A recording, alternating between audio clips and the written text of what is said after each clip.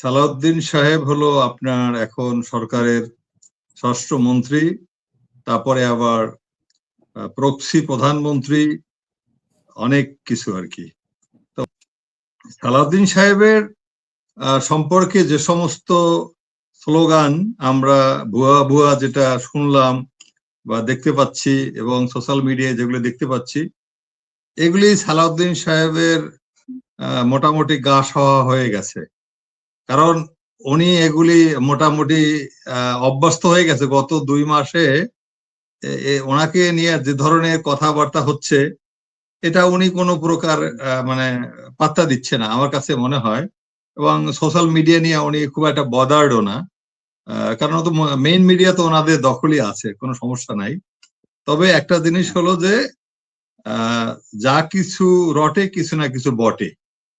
এখন সালাউদ্দিন সাহেবের যে উক্তি, বিভিন্ন সময় যে বক্তব্য, বিশেষ করে উনি ভারতের সাথে ওনার যে সংশ্লিষ্টতা, আমরা যেটা সবাই না হলে অধিকাংশে মনে করি একটা আতাতের ব্যাপার। ওনার যে 8 বছরের অধিককাল, প্রায় 9 বছরের মধ্যে ভারতে অবস্থান, এটা নিয়ে আমাদের অনেকেরই সন্দেহ আছে এবং এটা নিয়ে আমরা কিছুটা আলোচনা সমালোচনা এগুলি বিভিন্ন সময় করে আসছি। এবং এটার ব্যাপারে ওনার কোনো যৌক্তিক ব্যাখ্যা নাই, এবং যৌক্তিক ব্যাখ্যা না থাকার কারণও আছে। উনি এদেশে আসার পরে উনি তার কিভাবে ওখানে গেল, কি হলো, বিস্তারিত কিন্তু আমরা জানি না। তারপর উনি এসে যখন ইউনিট সরকারের মানে আমরা যারা গণঅভ্যুত্থানের পরে যে সরকারটা পেলাম, অন্তর্বর্তীকালীন সরকার, সেই সরকারের সময় গুম খুম কমিশনের কাছে উনি কিন্তু প্রাথমিক পর্যায়ে যায়নি। যখন লোকজন বলা বলি শুরু করলো, ওনাকে নিয়ে অনেক এরকম বিতর্ক তৈরি হলো ওনার গুম নিয়ে, তখন কিন্তু উনি ওখানে রিপোর্ট করে, মানে মেইনলি আমরা দেখেছি। তারপরে ওনার কোনো মামলা মকদ্দমাও নাই এ ব্যাপারে, উচ্চ বাচ্চাও নাই। সুতরাং সবকিছু মিলিয়ে আমরা একটা সন্দেহের যে বাতাবরণ, সেটা কিন্তু আমরা সেই তখন থেকে দেখতে পাচ্ছি। 2 মাস তো এই সরকারের, কিন্তু ইলেকশনের আগে তার যে কথাবার্তা, ইলেকশনের পরে কথাবার্তা, আবার মন্ত্রী হওয়ার পরে কথাবার্তা, সবকিছুই যেন একটা মানে বিতর্ক সৃষ্টি করে রাখছে ওনার ভূমিকা। তারপর পার্লামেন্ট ওনার কথাবার্তা। তো এই যে একটা আমাদের পরিবেশ তৈরি হয়েছে, এটার জন্য ওনার কথাবার্তা দায়ী, এবং ওনার কিছু মানে জুলাই সনদের ব্যাপারে ওনার আপত্তি, আরো অনেক গণভোট নিয়ে আপত্তি, এইগুলি নিয়ে উনি কিন্তু এরকম বিতর্কিত হয়ে গেছে। এখন আপনি এটা তো জনগণের, তো আপনি আর কয়টা মুখ বন্ধ করবেন? আপনি হয়তো আপনার কিছু মানুষকে 2-1 জন শুনলাম যে এই ধরনের কথাবার্তা বলায় বা সরকারের বিরুদ্ধে কথা বলায় তাদেরকে গ্রেপ্তার করা হয়েছে 2-4 জনকে। তো এখন এগুলি তো মুখ বন্ধ করা যাবে না। শেখ হাসিনা কিন্তু এর শতগুণ চেষ্টা করেছিল মুখ বন্ধ করার, সে কিন্তু সেই স্বৈরাচার কিন্তু টিকতে পারেনি, এবং সে কিন্তু বাংলাদেশ থেকে শুধু ক্ষমতার থেকে অপসারণ হয়নি, এ দেশ থেকে উৎখাত হয়েছে। এবং শেখ হাসিনা জানে না যে তার অ্যাকচুয়ালি আর বাংলাদেশে ফিরে আসা হবে কিনা, মানে ভারতই তার শেষ নিঃশ্বাস ত্যাগ হবে কিনা ভারতে বা অন্যত্র কোথাও। তো এইটা কিন্তু আমরা যদি দেখে না শিখি, তাহলে এটা কিন্তু আমাদের জন্য খুব একটা মানে খুব খারাপ, মানে অশনি সংকেত আর কি। এটা কিন্তু আমাদের উচিত এটা একটু চিন্তা করা, ভাবা।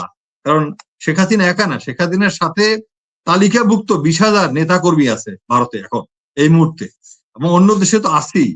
সুতরাং আমরা আশা করি সালাউদ্দিন সাহেবের নাম যে শিলং সালাউদ্দিন, ভুয়া সালাউদ্দিন, যাই বলুক, ওনার এইগুলি কেমনি কাটানো যায়, এই ধরনের কথাবার্তা বলা উচিত, এই ধরনের কাজকর্ম করা উচিত, এই ধরনের একটা পরিবেশ তৈরি করা উচিত ওনার, যে ওনাকে যেন এগুলি থেকে মানুষ মুক্তি দেয়।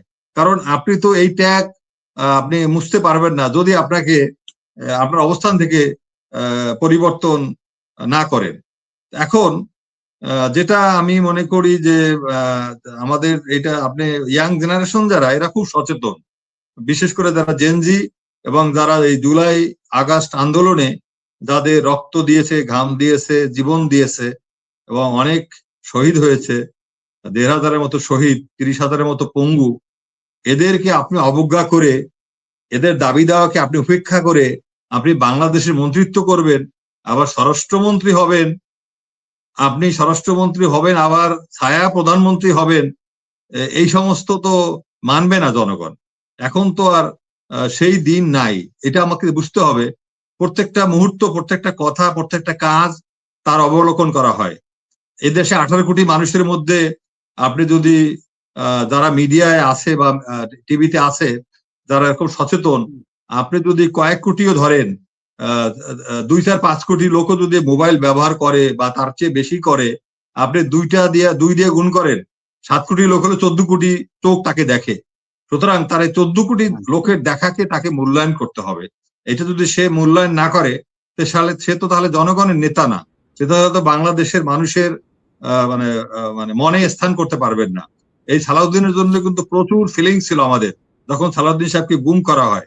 গুম করার আগে উনি বিভিন্ন বক্তব্য দিচ্ছিল, তবে ওনাকে এখন উনি গুম করা হয় আমরা বলি এবং বলতাম, এখন আমরা গুম করা হয় বলতে পারি না। এখন আমরা বলতে পারি উনি হারিয়ে গেল, উনি অতিথি হয়ে ভারতে চলে গেল কিনা, বা ওনাকে মেহমান হিসাবে নিয়ে যাওয়া হয়েছে কিনা, বা ওনাকে শেখ হাসিনা তো 6 বছর ভারতে ছিল, 75 থেকে 81 সাল পর্যন্ত, আর উনি ছিল আপনার প্রায় 9 বছর। এখন শেখ হাসিনার যে মগজ ধোলাই হয়েছে, ব্রেন ওয়াশ, এবং সেটাতেও আমরা দেখছি শেখ হাসিনা ভারত ছাড়া কিছু বোঝে না, ভারতকে সব দিয়েছে, তাতে কোনো শান্তি নাই। তারপরও ভারতের একটা করদ রাজ্য বা একটা মানে প্রাদেশিক রাজ্য, অঘোষিত প্রাদেশিক রাজ্য বানানোর জন্য তার আপ্রাণ চেষ্টা ছিল। এখন আমাদের সালাউদ্দিন সাহেবকে একটু আওয়ামী লীগের দিকে তাকাতে হবে। এস আলমের উনি গাড়িতে চড়ে দেশে প্রথম যখন ওনার কে অভ্যর্থনা জানানো হয় এবং উনি চলে যায়, তখন কিন্তু লোকজন এটা নিয়ে কথা বলেছিল। এস আলমকে আমরা জানি, এস আলম কিন্তু 4,500 কোটি টাকা শেখ হাসিনাকে দিল্লিতে গিয়ে বলেছে সে দিবে, চাঁদা দিবে, এবং 2,000 বা 2,500 কোটি টাকা নগদ দিয়েছিল। বাকিটা পরে দিয়েছে কিনা আমরা জানি না, কিন্তু তারপরে কিন্তু সাকসেস হয় নাই। কিন্তু এস আলম নিজে সাকসেস হয়েছে দেখেন।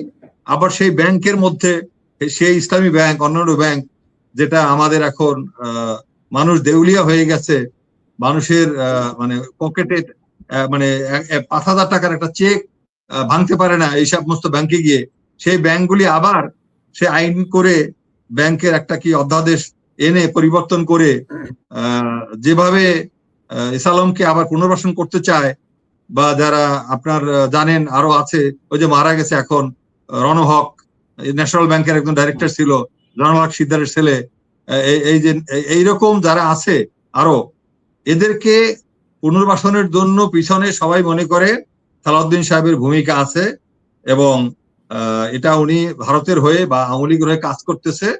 এখন এইটাকে ওনাকে যদি পুরাপুরি মুছে ফেলতে হয়, মানুষের ধারণা পাল্টাতে হয়, ওনাকেই এর বিরুদ্ধে অবস্থান নিয়ে কাজ করতে হবে। আদারওয়াইজ এটা কিন্তু মানুষের মনে থেকে যাবে, এটা উনি রিমুভ করতে পারবে না।